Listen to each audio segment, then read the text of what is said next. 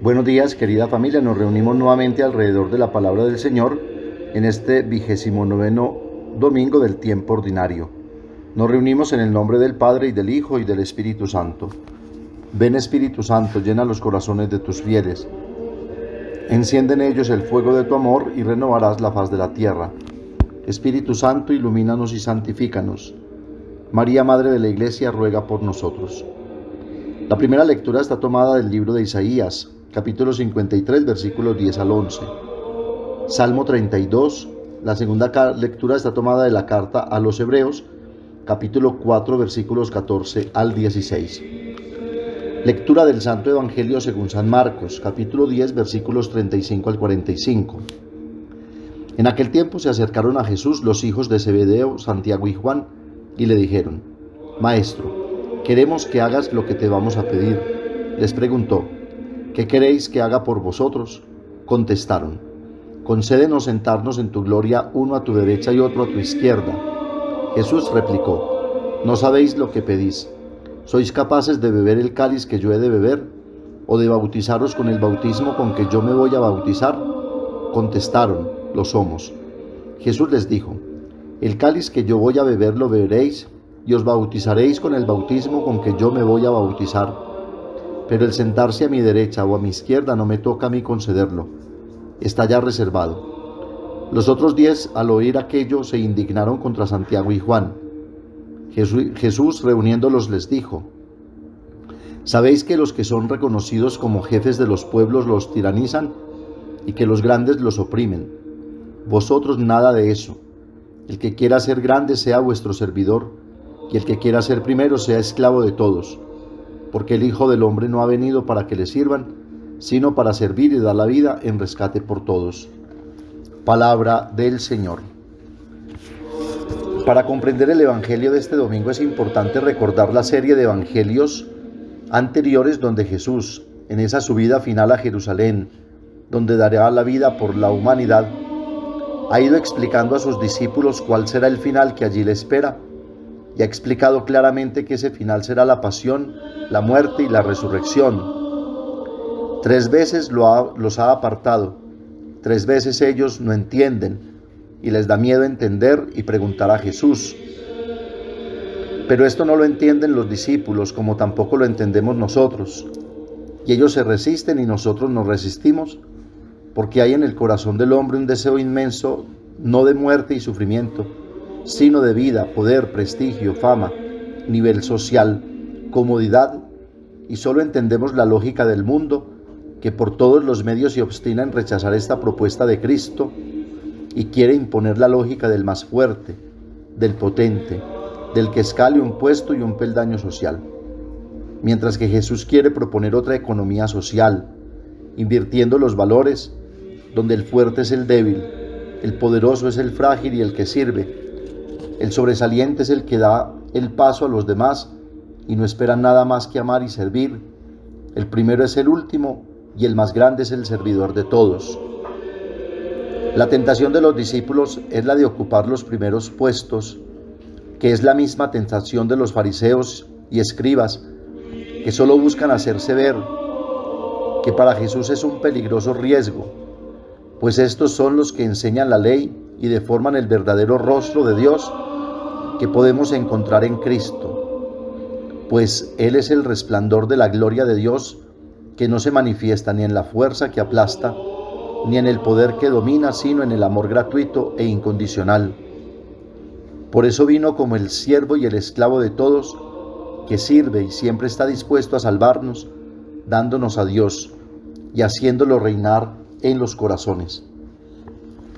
Los discípulos, como vemos, caen en el mismo peligro de los fariseos y maestros de la ley, queriendo estar a la derecha y a la izquierda como en las cortes de los soberanos de este mundo.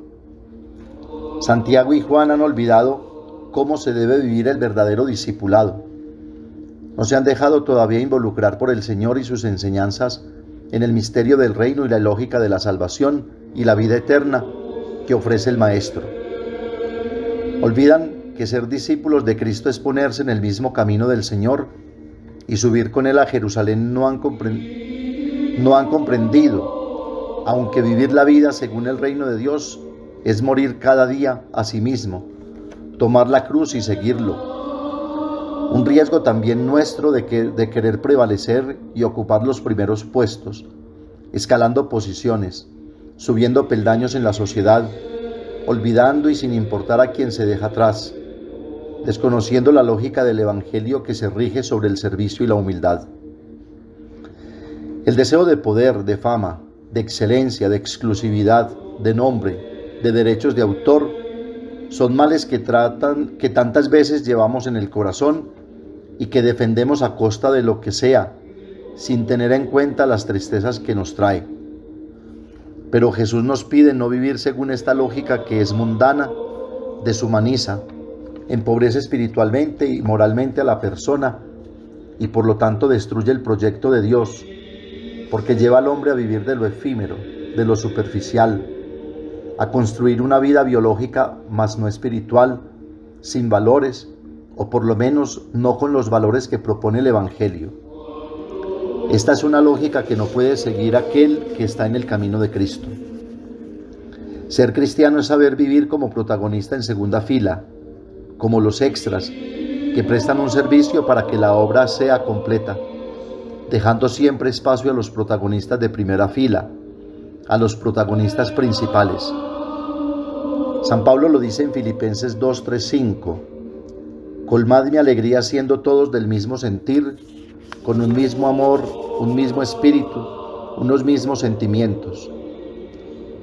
Nada hagáis por rivalidad ni por vanagloria, sino con humildad, considerando cada cual a los demás como superiores a sí mismo, no buscando cada cual su propio interés, sino el de los demás.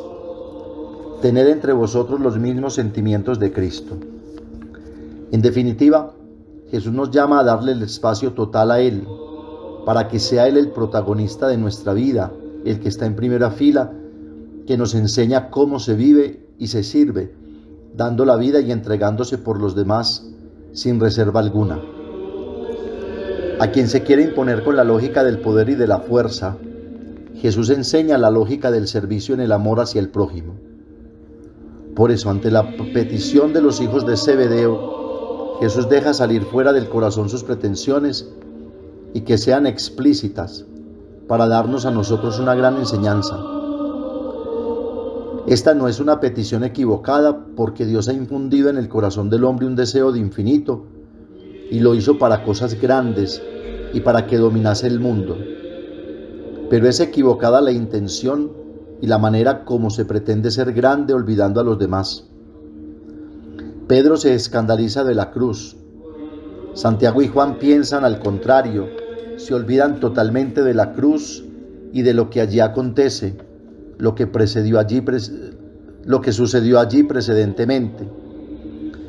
Por eso para Jesús es importante traer a la luz lo que hay en el corazón para verificarlo, pero con Jesús, no sin Él, para poder darse cuenta dónde está el error de nuestras pretensiones y peticiones, de nuestros deseos que deben llevarnos al infinito. Preguntémonos, ¿qué partes oscuras esconden mis deseos? Jesús revela su misterio. Hay un cáliz y un bautismo por el cual se tiene que pasar inexorablemente, que son la pasión y la cruz. Un precio que solo Jesús puede ofrecer y pagar, y que nosotros podremos hacerlo solo con Él, porque estamos llamados a hacer lo mismo que Él hizo. Primera Pedro 1, 18, 21 dice: sabiendo que habéis sido rescatados de la conducta necia heredada de vuestros padres, no con algo caduco, oro o plata, sino con una sangre preciosa, como de cordero sin tacha y sin mancilla, Cristo. Hay respuestas que no podemos dar sin pensar, sin reflexionar, sin un momento de confrontación, porque seguramente nunca estaremos prontos para una tarea tan elevada y definitiva. Solo a la luz de la Pascua de Cristo se podrá alcanzar el verdadero deseo de grandeza, pero según la lógica del Evangelio y según la dinámica del Reino Nuevo, donde el ideal será el servicio desinteresado y total, como siervos y esclavos de todos. Siervos, diáconos, que es aquel que sirve voluntariamente. Esclavo, aquel que sirve por obligación, pero siempre dispuesto sin esperar nada más que el hacer lo que le toca, aunque no reciba ninguna gratificación. A esto estamos llamados todos por Cristo. Dios tiene preparado el puesto a la derecha y a la izquierda, no para algunos predestinados, sino para todos, dice Jesús, porque no depende de los méritos, y en Él todo es gracia y don inmerecido. Es importante el llamado de Jesús a los discípulos a estar con Él, no porque estén lejos físicamente, sino porque están dispersos, lejos de su corazón. Cada uno se siente sobrepasado y precedido por los otros, y por eso se crea el primer cisma, la primera división en la iglesia delante de los ojos del mismo Jesús. Se necesita entonces estar con Él, compartir sus ideales, seguir la misma meta para caminar con Él y con Él construir el nuevo mundo y la nueva humanidad fundada en el amor verdadero. Por eso el modelo de poder y grandeza no son los que dominan este mundo, los jefes de las naciones, porque todos gobiernan de la misma manera, queriéndose hacer llamar incluso benefactores de quienes son explotados y oprimidos. El modelo es Jesús, que es el siervo de los siervos, que justificará a muchos porque cargó con los crímenes de ellos, como dice la primera lectura, y porque ha sido probado en todo exactamente como nosotros, menos en el pecado, y por eso no es incapaz de compadecerse de nuestras debilidades. Por eso debemos acercarnos con seguridad al trono de la gracia, para alcanzar misericordia y encontrar gracia que nos auxilie oportunamente, como dice la segunda lectura de la carta a los Hebreos. Así Jesús pasa de la lógica del poder a la lógica del servicio para alcanzar una grandeza que no se puede olvidar. Con esto Jesús no nos pide que castremos o amarremos nuestros deseos, ideales y pretensiones, sino que nos pide que los hagamos coincidir con la lógica del don. No podemos cambiar ni modificar aquello que somos y para lo que hemos sido creados, para el infinito.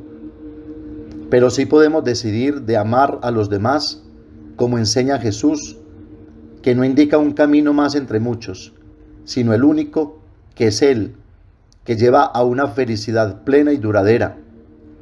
Porque solo amando me realizo a mí mismo, y donándome la vida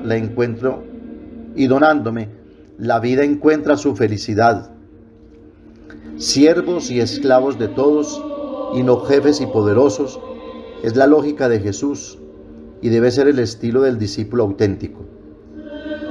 La Santísima Virgen María y San José nos ayuden a ser como ellos, obedientes a la palabra para poder ser como pide el Maestro, siervos y esclavos de todos, que hacen cuanto tienen que hacer sin esperar más recompensa que amar y hacer felices a los demás. Amén. Padre nuestro que estás en el cielo, santificado sea tu nombre. Venga a nosotros tu reino, hágase tu voluntad en la tierra como en el cielo.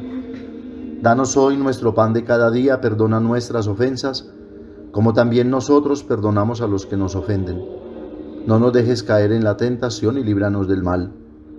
María, Madre de la Iglesia, ruega por nosotros. Oración a San José del Papa Francisco para el año dedicado a José, Padre y Custodio del Redentor. Salve, Custodio del Redentor y Esposo de la Virgen María. A ti Dios confió a su Hijo. En ti María depositó su confianza. Contigo Cristo se forjó como hombre. Oh bienaventurado José, muéstrate Padre también a nosotros y guíanos en el camino de la vida. Concédenos gracia, misericordia y valentía y defiéndenos de todo mal. Amén. El Señor esté con ustedes y la bendición de Dios Todopoderoso, Padre, Hijo y Espíritu Santo, descienda sobre ustedes y los acompañe siempre. Que tengan un feliz día y recuerden que los padres de la parroquia los queremos mucho.